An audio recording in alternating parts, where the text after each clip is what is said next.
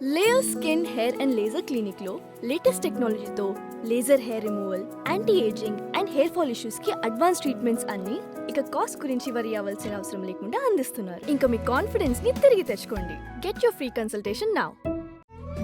తెలుగు వారి #1 choice Telugu matrimony. మద్యం రవాణా కేసులో అంబటితో పాటు మరో మాజీ మంత్రి అండ్ ఫ్యామిలీ వివరాల్లోకి వెళ్ళినట్లయితే దోచుకోవడానికి ఎన్ని దారులు ఉన్నాయో అన్ని దారుల్లో కాజేశారండి. ఇప్పుడు తాజాగా విజిలెన్స్ అండ్ సిట్ అధికారులు ఏదైతే వాళ్ళ యొక్క దర్యాప్తులో భాగంగా చేశారో ఈ నేపథ్యంలోనే ఈ సంచలనమైన విషయాలన్నీ బయటపడినాయి. ఇప్పుడు జనరల్గా ఈ మద్యానికి సంబంధించి డిస్టిలరీసు వీళ్ళు ముడుపులు, ఆ తర్వాత స్కాము, ఎంత చేశారు ఏంటి, ఇవన్నీ ఒక ఎత్తు. మరలా ఇందులో రవాణాని కూడా వదల్లా. ఇది పరిస్థితి. ఇది ఎంత దారుణమో చూడండి. కథ, స్క్రీన్ ప్లే, సంగీతం, దర్శకత్వం అన్నీ నేనే అన్నట్లుగా ఏదైతే సిట్టు చెబుతా ఉందో రాజకేశ్ రెడ్డి ఆయన A1. ఇక ఆయనతో పాటు మామూలుగా ఇప్పుడు ఈ మద్యం రవాణాకి సంబంధించి ఏంటి అంటే సిగ్మా లాజిస్టిక్స్ అని చెప్పేసి వాళ్ళకి టెండర్ ఇచ్చేసారండి. వాళ్ళకే కాంట్రాక్ట్ అది. అంటే ఏదైతే ఈ మద్యం సరఫరా ఉంటుందో ఆ సరఫరా అంతా కూడా సిగ్మా లాజిస్టిక్స్. ఇంతకీ ఆ సిగ్మా లాజిస్టిక్స్ ఎవరిది అంటే ఆల్రెడీ ఈ కేసులోనే నిందితుడిగా ఉన్నటువంటి ఈశ్వర్ కిరణ్ కుమార్ రెడ్డి. ఇతను ప్రీవియస్గా వైసీపీకి వర్క్ చేశాడు అనుకుంటా ఐపాక్లో. సో మనోడేగా రండి అనుకున్నారు, కాంట్రాక్ట్ ఇచ్చారు. ఇచ్చిన తర్వాత ఏం జరిగింది, సాధారణంగా కేసుకు 13 రూపాయల చొప్పున ఏదైతే ఈ రవాణా ఛార్జెస్ ఉంటాయి దాన్ని అమాంతంగా ఎంత పెంచేసారో తెలుసా, 21 రూపాయలు పెంచారండి. దీన్ని బట్టి అర్థం చేసుకోండి ఏంటని. సో 3 రెట్లు కదలేని 2.5 రెట్లు పెంచేశారు. 13 రూపాయలు ఎక్కడ, 34 రూపాయలు ఎక్కడ? ఇది సిగ్మా లాజిస్టిక్ వాళ్ళు. సో ఇప్పుడు తెలాపాపం తలా పిడికిడు అనే తరహాలో వీళ్ళందరూ కూడా మరి నాకు వాటా ఇది మరి అందరూ ఉండాలి కదా, అంతా మనోళ్ళే, తిందాం. దేని మీద తినాలి? పేదవాడి రక్తం తాగాలి మద్యం రూపంలో. అది వీళ్ళ యొక్క ఫైనల్గా ఇస్తున్న స్టేట్మెంట్ అనమాట. సో దీంట్లో భాగస్తులు ఎవరు, ఏరియాల పరంగా మళ్ళీ విభజించుకున్నారు. ఈ కాంట్రాక్ట్ ఈ జిల్లాకి నాది, ఆ జిల్లాకి నీది అన్నట్టుగా. సో ఇంద్రా సినిమాలు అనుకుంటా కదా, బ్రహ్మానందం బంగారాన్ని వాటాలు వేస్తూ ఉంటాడు చూసారా, ఏవిఎస్ ఫ్యామిలీ దగ్గర దోచుకొచ్చేసి ఇది నీకు ఇది నాకని. అదే తరహాలో వీళ్ళు ఏం చేశారంటే ముడుపులది వేరు, మద్యం షాపులది అది వేరు, ఇది కాకుండా ఇప్పుడు ఈ రవాణాకి సంబంధించింది వేరు. ఆ సిగ్మా లాజిస్టిక్స్ అనే దానికి ఇచ్చి 13 రూపాయలు 34 రూపాయలు చేసి కేసుకి. మరలా ఇందులో డిస్ట్రిబ్యూషన్ ఏంటి అంటే జిల్లాల వారీగా. అనంతపురం జిల్లానేమో కేతిరెడ్డి కట, చిత్తూరు జిల్లాకు వచ్చేసరికి విజయానంద రెడ్డి కట, అలాగే ఇంకా అట్లాగే అందులో చెవిరెడ్డి పేరు ఉందో తెలియదు కానీ ఇదే తరహాలో గుంటూరు జిల్లాకు వచ్చేసరికి మాజీ మంత్రి అంబటి రాంబాబు ఆయనకి ఇచ్చారండి. ఇప్పుడు అంబటి రాంబాబు కేసుకు వచ్చేసరికి ఇప్పుడు ఆల్రెడీ ఆయన మీద ఉన్న కేసులు జరగక ఇప్పుడు ఈ కేసు కూడా చుట్టుకుంది ఇక. సో మరి ఈ కేసు చుట్టుకుంటే ఇప్పుడు ఏం జరుగుతుంది, ఇది చాలా కీలకంగా ఉండబోతుంది. ఇప్పుడు ఆల్రెడీ ఆయన రిమాండ్ ఖైదీగా ఉన్నారు. సో మరలా ఈ కేసు ఏమైనా చుట్టుకుంటుందా, ఇది మరలా ఎక్స్టెన్షన్ ఉంటుందా ఏంటి? దీంతో పాటుగా ఇటు గోదావరి జిల్లాలకు వచ్చేసరికి కారుమూరి నాగేశ్వరరావు, ఆయన కుమారుడు కారుమూరి సునీల్, ఆ కారుమూరి సునీల్ వాళ్ళ వైఫ్ కీర్తి, ఫ్యామిలీ ఉన్నారట. అందుకని వాళ్ళకి నోటీసులు జారీ చేసింది ఇప్పుడు. సో పోలీసులు నోటీసులు జారీ చేశారు. సో మరి ఇప్పుడు ఆ ఫ్యామిలీకి వాళ్ళు నోటీసులు జారీ చేయటం మరి అది చూడండి. దీంతోపాటు ఉత్తరాంధ్రకి సంబంధించి బొత్స సత్యనారాయణ మేనలుడు మజ్జి శ్రీనివాస్ ఉన్నాడు కదా అతను.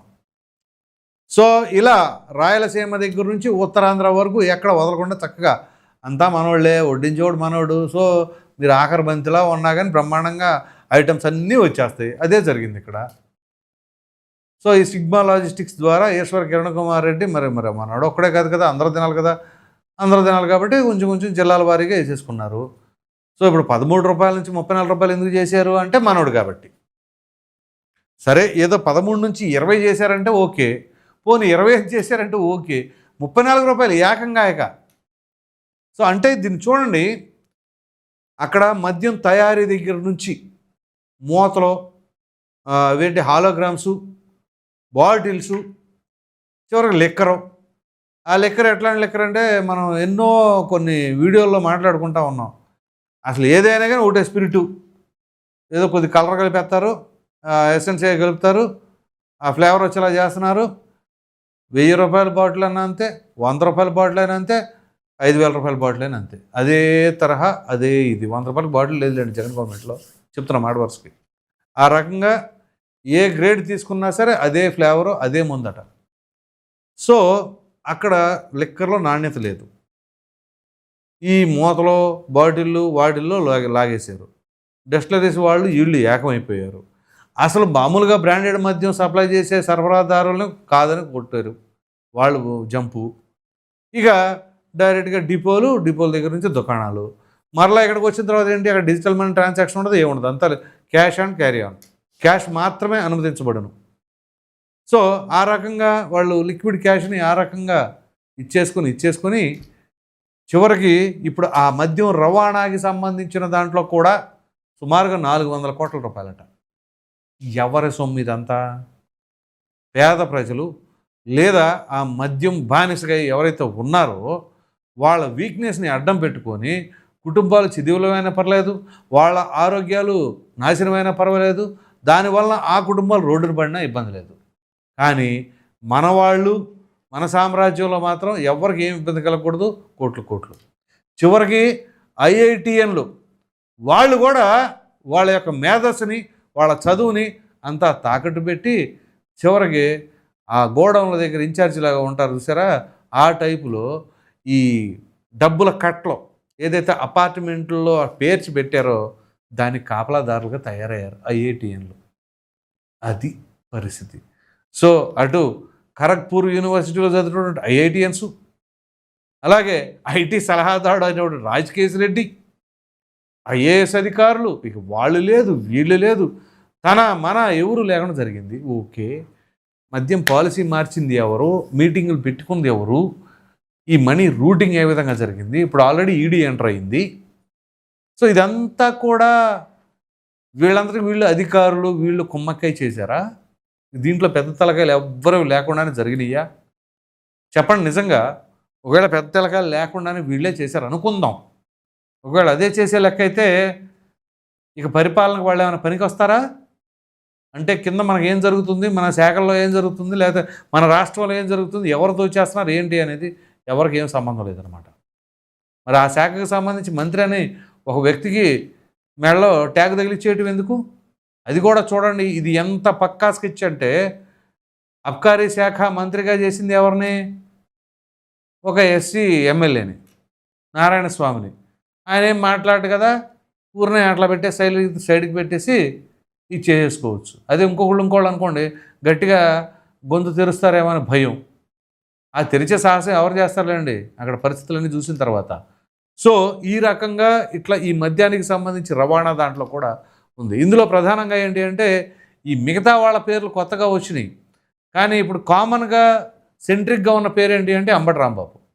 ఆల్రెడీ పోలీసులను దూషించిన కేసు, దురుసుగా ప్రవర్తించిన కేసు, చంద్రబాబు నాయుడు అంటే ఒక ముఖ్యమంత్రిని దూషించిన కేసు, దాంతోపాటు ఈ లాటరీలు అని చెప్పేసి సంక్రాంతి సమయంలో పెన్షన్స్ లబ్ధిదారుల దగ్గర ₹200 కట్ చేసుకొని 2 టికెట్లు ఇచ్చిన పరిస్థితి.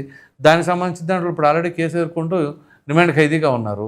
సో ఇప్పుడు ఈ మద్యం రవాణాకి సంబంధించిన దాంట్లో కూడా కీలకంగా ఆధారాలు ఉండబట్టే వాళ్ళని బయటపెట్టింది. మరి దీనిపైన ఏంటి? ఇప్పుడు రాజకీయ కక్షతో చేసే లెక్క అయితే అంబటి రాంబాబు ఉన్నాడని చెప్పేసి పెట్టి వదిలేసి వస్తారు.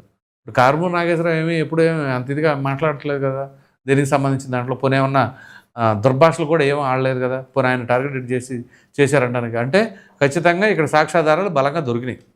అది కారుమూరి నాగేశ్వరరావు అండ్ ఫ్యామిలీ, అలాగే ఈ మిగతా నేను చెప్పిన పేర్లందరూ కూడా అందులో ఇమ్మడింపబడి ఉన్నాయి. కాబట్టే ఆ రకంగా ఈ విషయం పైన ఇప్పుడు బయటకు వచ్చింది.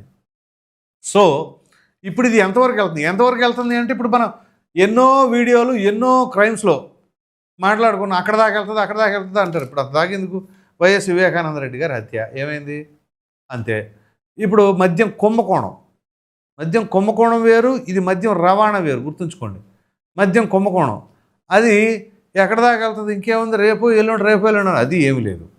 ఇప్పుడు ఈ మద్యం రవాణా సరే, ఇప్పుడు నేను చెప్పిన పేర్లన్నీ ఓకే, కానీ అసలు వీళ్ళందరూ కూడా ఎవరి హ్యాండ్ ఓవర్లో ఎవరి ప్రోద్బలంతో ఇవన్నీ చేయడానికి సాహసిస్తారు? అది జగన్మోహన్ రెడ్డి గారు అధికారంలో ఉండగా ఈ బ్యాచ్ అంతా కూడా తోకలు జాడిచ్చే స్కోప్ ఎవరికైనా అంత ధైర్యం ఉంటుందా? ఒకసారి ఆలోచించండి. ఎవరికైనా సరే అంత ఇండివిడువాలిటీ, అంత డెసిషన్ తీసేసుకోవడం కానీ, లేకపోతే మనల్ని ఎవరు అడుగుతారులే అని చెప్పేసి అనడం కానీ ఎవరైనా చేయగలుగుతారా?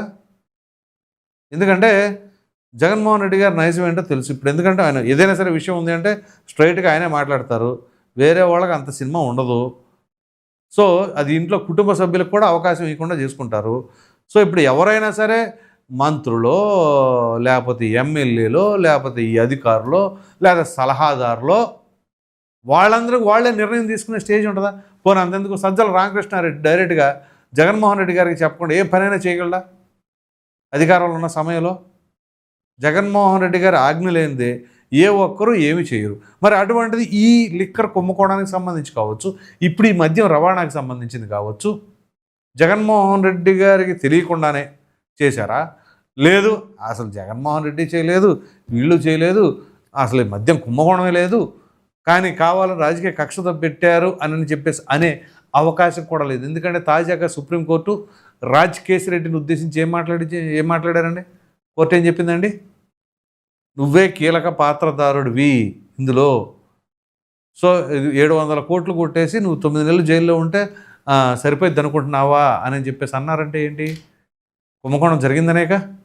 సో సుప్రీంకోర్టు అంత క్లియర్ కట్గా చెప్పిన తర్వాత ఇంకా మద్యం కుంభకోణం ఏమి జరగలేదు, ఇదంతా రాజకీయ కక్షతో జరుగుతుంది అని చెప్పేసి ఎవరైనా సాహసించగలరా? అలా చెప్పగలరా? అలా చెప్తే సుప్రీంకోర్టు ఏదైతే ఇచ్చిందో ఇచ్చిన స్టేట్మెంట్ కాంట్రడిక్ట్ చేసినట్లేగా. సుప్రీంకోర్టు వ్యాఖ్యలను కూడా కాంట్రడిక్ట్ చేశారు అని అంటే దాని పరిణామాలు చాలా తీవ్రంగా ఉంటాయి. సో అందు గురించే మీరు కనుక గమనించండి, ఇటీవల కాలంలో వరుసనే మొన్న లాస్ట్ వీక్ అనుకుంటా వరుసనే ఈ కేసుకు సంబంధించి మన గురువారం, సోమవారం, మంగళవారం అనుకుంటా, మంగళవారం గురువారం అనుకుంటా, బహుశా సబ్జెక్ట్ కరెక్షన్, లేదా సోమవారం గురువారం సుప్రీంకోర్టు 2 సార్లు దీనిపైన గట్టిగా మాట్లాడారు. ఎందుకంటే రాజ్ కేసిరెడ్డి ఆయన బెయిల్ పిటిషన్ కోసం వేసినప్పుడు చాలా ఘాటైన వ్యాఖ్యలు చేసింది. సో నువ్వు ఏ రకంగా బెయిల్ తీసుకుందాం అనుకుంటున్నావు, నీకు బెయిల్ రాదు, పైగా నువ్వు ఎవరికైతే బెయిల్ వచ్చిందని చూపిస్తున్నావు వాళ్ళ బెయిల్ కూడా క్యాన్సిల్ అయ్యే అవకాశాలు ఉన్నాయని స్పష్టంగా చెప్పింది సుప్రీంకోర్టు. సో అంత గట్టిగా చెప్పిన తర్వాత ఇప్పుడు ఈ విషయంపై తెరపైకి వచ్చిన తర్వాత అసలు ఎక్కడ ఏమీ జరగలేదు అని చెప్పేసి ఏ ఒక్కరు మాట్లాడలేదు. వైసీపీ వాళ్ళు ఎవరైనా ప్రెస్ మీట్ పెట్టి మాట్లాడారా? అసలు మద్యం కుంభకోణం లేదు, ఏమీ లేదు, కావాలని ఇట్లా ఏవన్గా రాజ్ కేసిరెడ్డిని పెట్టి చేశారని చెప్పేసి అని అనొచ్చుగా. అనలేరు. ఎందుకంటే supreme court already last week bail petition dismiss చేసిందో రాజ్ కేసిరెడ్డిది, అప్పుడు చాలా ఘాటైన వ్యాఖ్యలు చేసింది. అక్కడ కుంభకోణం జరిగింది 100% వాస్తవం అని చెప్పి సుప్రీంకోర్టే చెప్పింది. సో దీనికి సంబంధించి ఇంకా తదుపరి దర్యాప్తు చేపట్టండి అని చెప్పేసి ఉంది. కాబట్టి బెయిల్ ఇవ్వమని కూడా చెప్పడం జరిగింది. సో ఇవాళ ఇప్పుడు ఈ మద్యం రవాణాకి సంబంధించిన దాంట్లో కూడా ఇది చేసేసారంటే ఇక చూడండి, ఎక్కడ ఏమి అవ్వకుండా ప్రతి ఒక్కటి గట్టిగా వేసేసారని చెప్పేసి అయితే అనుకోవచ్చు. మరి మీరేమనుకుంటున్నారో అనే అభిప్రాయాన్ని కామెంట్లో ఖచ్చితంగా తెలియజేయండి. Thank you.